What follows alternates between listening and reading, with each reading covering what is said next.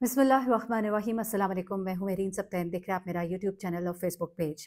नाज़रीन, अरमगान का केस जो है वो हम हरगिज़ भूले नहीं हैं। आप लोग बार-बार पूछ रहे होते हैं, लेकिन जब भी उसमें कोई डेवलपमेंट होती है तो फिर आपके सामने आते हैं और मुख्तलिफ ज़राए से जो खबरें हम तक पहुँचती हैं, बहुत से रिपोर्टर्स भाई हैं हमारे जिनसे हम राब्ते में होते हैं, वो हमें कुछ डिटेल्स देते हैं। कुछ और इदारे, कुछ चैनल्स जहाँ पर काम करते रहे, वहाँ के ब्यूरो चीफ से भी बात हुई और उन्होंने कुछ चीज़ें एक्सक्लूसिवली शेयर की और फिर अरमगान की फर्स्ट फैमिली, उनके फैमिली के कुछ ऐसे अफराद जो मुझसे राब्ते में हैं, उन्होंने कुछ चीज़ें बताई हैं इस वक़्त अरमगान के हवाले से। ये खबर गर्दिश कर रही है कि एक खौफनाक बीमारी का वो शिकार है। ये बीमारी क्या है? और ये मैं आपको बताऊँ कि ये बीमारी अरमगान की फैमिली में चल रही है। जी हाँ, उसके बाकायदा मेडिकल रिकॉर्ड्स भी मौजूद हैं, जो कि अब उनके वकील हो सकता है आने वाले वक़्त में अदालत में पेश करें। आप बहुत ही हैरान होंगे कि अरमगान का एक वक़्त में शिफ़ा हॉस्पिटल में, कराची का जो पीएनएस शिफ़ा है, वहाँ पर इसका इलाज भी बाकायदा तौर पे हुआ है और जहाँ पर कि इसको बाकायदा तौर पे चेन्स के साथ बाँध कर भी रखा गया था। अब इस तमाम के रिकॉर्ड को कब और कैसे पेश किया जाएगा इनकी फैमिली की तरफ से, ये तो मैं अभी नहीं कह सकती, लेकिन ये वो तमाम चीज़ें हैं जिनको अब बेस बनाया जाएगा यकीनन इस केस में कि कितना गुस्सा अरमगान को आता है। लेकिन अब अरमगान किस खौफनाक बीमारी का शिकार हो गया है, ये आज मैं आपको बताऊँगी। उसके साथ हुआ क्या है बेसिकली। आज अदालत में जब उसको पहले पेश करना था, तो अदालत में उस वक़्त पेश नहीं किया जा सका। क्यों? और जब उसको फिर पेश किया गया तो एक पुरस्रार खामोशी थी जो उसने अपने आप पर तारी की भी थी और उसके बाद उसने सहाफ़ी को साथ चलते हुए क्या बताया था। अरमगान के वालिद से भी सहाफ़ियों की बात हुई है और अरमगान के वालिद जिनको इस वक़्त नज़रबंदी में रखा गया है, उनसे जब पूछा गया कि आपका क्या हाल है, तो उन्होंने कहा वही जो हाल नज़रबंदी में होता है, मुझे किसी से मिलने नहीं दिया जा रहा। और एक बार फिर से अरमगान के वालिद जो है, मैं उनके बारे में कहूँगी कि बड़ा ही चेंज उनमें नज़र आता है। एक वो शख्स जो हर वक़्त शोर मचाता और लोगों को कुछ न कुछ सुनाता हुआ नज़र आता था, वही शख्स जो है इस वक़्त बिल्कुल ही खामोश है और बहुत ही सब्र व तहम्मुल के साथ लोगों के सवालात के जवाब भी दे रहा है। ना सिर्फ ये, बल्कि वो शख्स जो कई दफ़ा मीडिया वालों को बहुत बुरा-भला कहता था, अब इस वक़्त वो शख्स जो है वो मीडिया वालों का शुक्रिया अदा कर रहा है। आखिर में जाते-जाते उन्होंने मीडिया वालों को कहा कि आप लोगों का भाई बड़ा शुक्रिया, आप लोग आ जाते हैं, कवर करते हैं, लेकिन मेरी बात को वैसे ही पहुँचाइएगा जैसा कि मैं कहता हूँ, क्योंकि लोग जो हैं वो फिर बातों को गलत करके बयान करते हैं। फिर उनसे जब पूछा गया कि आप क्या कहेंगे कि आपके बेटे को द मज़ीद रिमांड पर दे दिया गया है 9 दिन के, तो उन्होंने कहा कि मुड़े और अपनी कमीज़ दिखाई बैक साइड से, जिस पर लिखा हुआ था नो जस्टिस, नो पीस। फिर उन्होंने दोबारा से कहा कि आप पढ़े हैं ना, तो मैं तो यही कहूँगा। फिर उसके बाद वो जो है और भी उन्होंने बातें की जिसमें उनकी बात बार-बार यही थी कि मेरी बात वही पहुँचाई जाए जो कि मैं कहता हूँ। अब ज़रा आ जाते हैं अरमगान की तरफ, उसके साथ आज अदालत में क्या हुआ वो, बल्कि गुज़िश्ता रोज़ अदालत में क्या हुआ वो बताऊँगी। प्लस मैं आपको बताऊँगी कि अरमगान किस खौफनाक बीमारी का शिकार है और अदालत के अंदर और बाहर क्या होता रहा, वालिदा के साथ किस बात पर बहस और लड़ाई-झगड़ा हुआ, ये सब कुछ क्या था। अब कराची की इंसदादे दहशतगर्दी की अदालत है और वहाँ पर एफआईए ने मुस्तफ़ा कत्ल केस के मुलज़िम अरमगान के खिलाफ मनी लॉन्ड्रिंग केस पर अपनी रिपोर्ट पेश की और उसमें मज़ीद 9 रोज़ का जिस्मानी रिमांड ये कह कर लिया कि अभी बहुत कुछ है जो इसकी तरफ से जानना है। अच्छा, अब यहाँ पर अरमगान की सेहत की बात आती है। होता ये है कि पहले तो इसको लाया नहीं जाता, जब इसको लाया जाता है तो इंतहाई कमज़ोर और लाग़र ये दिखाई दे रहा होता है, इसके चेहरे पर कपड़ा होता है, हाथों में हथकड़ी होती है। इसको जब अदालत में लाया जाता है तो इसके वकील की तरफ से अदालत को बताया जाता है कि हमारा ये बंदा है, ये बड़ा बीमार है और इसके साथ बड़े प्रॉब्लम्स हैं। तो यहाँ पर जो तफ्तीशी अफ़सर है वो मेडिकल रिपोर्ट अदालत में दिखाते हैं जिसमें कि हर तरह से क्लियर होता है। अब ये होता है जनाब असल में कि इसको ले जाया जाता है जिन्ना हॉस्पिटल, वहाँ पर इसके तमाम टेस्ट होते हैं। ये इंतहाई लाग़र महसूस कर रहा होता है, कुछ बेहोश होने के भी कुछ बातें सामने आई हैं कि शायद बेहोश भी हो गया था, फिर इसको वहाँ ले जाया गया, इसकी तबीयत बहुत ख़राब थी।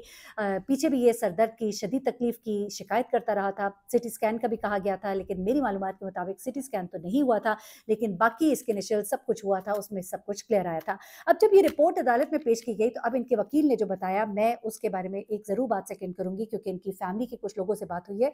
उन्होंने मुझे बताया कि ऐसी बात है और ये बात उन्होंने मुझे आज से कई दिन पहले ही बताई थी। कह लीजिए कि तकरीबन महीना, डेढ़ महीने पहले की बात है।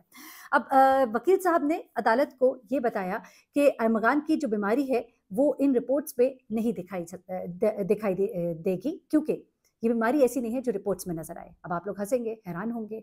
हमें ये भी पता है कि बहुत से मुल्ज़िमान जो हैं, अपने आप को फ़ायदा देने के लिए अपने आप को ज़हनी तौर पर बीमार जो है वो ज़ाहिर करते हैं ताकि उन्हें कोई फ़ायदा मिल सके। जैसा कि ज़ाहिर जाफ़र का केस था जिसमें कि पूरी कोशिश की गई उनकी टीम की तरफ से, वकीला की टीम की तरफ से, कि किसी तरह से उसको ज़हनी तौर पर सख्त बीमार दिखाया जाए और उसे कुछ छूट दिलवाई जाए। लेकिन वहाँ पर तो वो कामयाब ना हो सके। लेकिन यहाँ पर मामला थोड़ा-सा मुख्तलिफ है। इसको जिन लोगों ने करीब से देखा है, जो सहाफ़ी भी इसको जाकर मिले हैं, जहाँ पे इसकी तफ्तीश हो रही थी, वो भी कह रहे थे कि एक इंतहाई ऐसा एक इंसान है जो इंतहाई गुस्से में आ जाता है और गुस्से में आकर ये कुछ भी कर सकता है।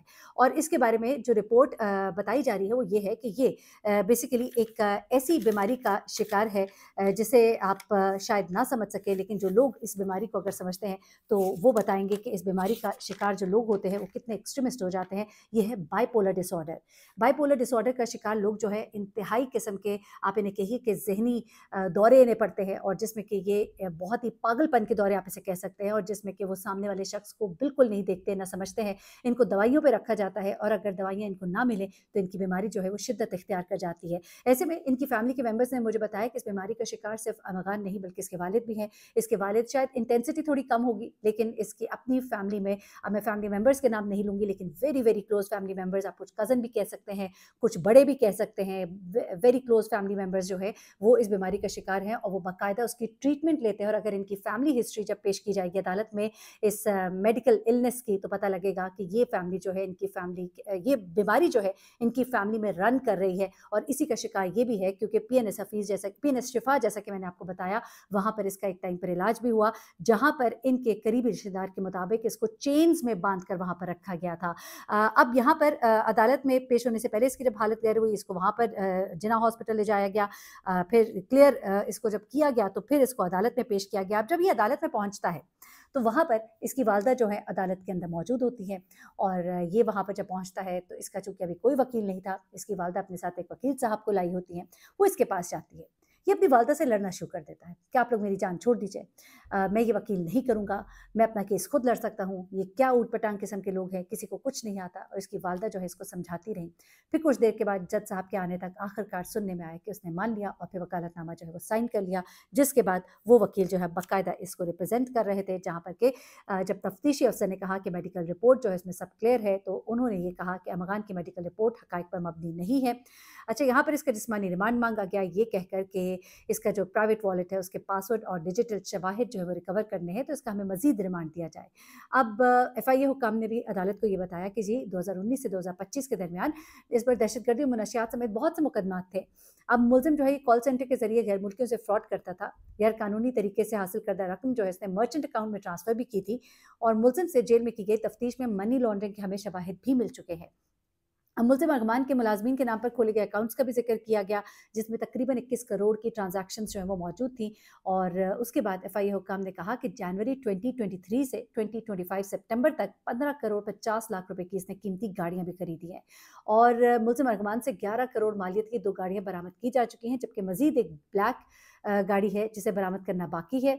और इस बिना पर अब 9 रोज़ का जिस्मानी रिमांड एफआईए को इसका दे दिया गया है। ये अभी तक की डेवलपमेंट है इस केस में। अलबत्ता अमगान की जो ज़हनी सेहत है उस पर इस वक्त बहुत बातें हो रही हैं। कुछ हमारे सहाफ़ी भाई भी ये बता रहे हैं कि ऐसा लगता है कि जो इसकी ज़हनी सेहत के हवाले से कहा जा रहा है, जिस तरह के ये अपने करीबी रिश्तों को जो इसके लिए लड़ रहे हैं और इसके लिए केस को फाइट करना चाहते हैं, उनको भी उनसे भी लड़ता दिखाई देता है, अपने बाप को बुरा भला कहता दिखाई देता है, अपनी माँ के साथ बहस करता दिखाई देता है, वकील रखने से इनकारी हो रहा होता है। तो इन तमाम बातों से ऐसा लग रहा होता है कि ये शख्स जो है, ये अरमगान, ये एक शदीद ऐसी ज़हनी सूरत हाल का भी शिकार है जो इसके लिए ख़तरनाक है। मैंने तो यहाँ तक इसकी फैमिली मेंबर से सुना कि वो तो चाहते हैं कि इसको नज़रबंद रखा जाए, इसे पाबंद सलासिल किया जाए, इसे सलाखों के पीछे रखा जाए, ताकि इसके लिए भी और दूसरों के लिए भी बेहतरी हो। क्योंकि जब अगर इसको आज़ाद छोड़ दिया गया तो ये लोगों के लिए ख़तरा बन सकता है। वो तो चाहते हैं कि इसको अंदर रखा जाए, लेकिन जो इसने गुनाह किए हैं वो तो अंदर रखे जाने से बहुत ऊपर के हैं। अपना बहुत ख्याल रखिएगा, दुआ में याद रखिएगा। अल्लाह हाफ़िज़।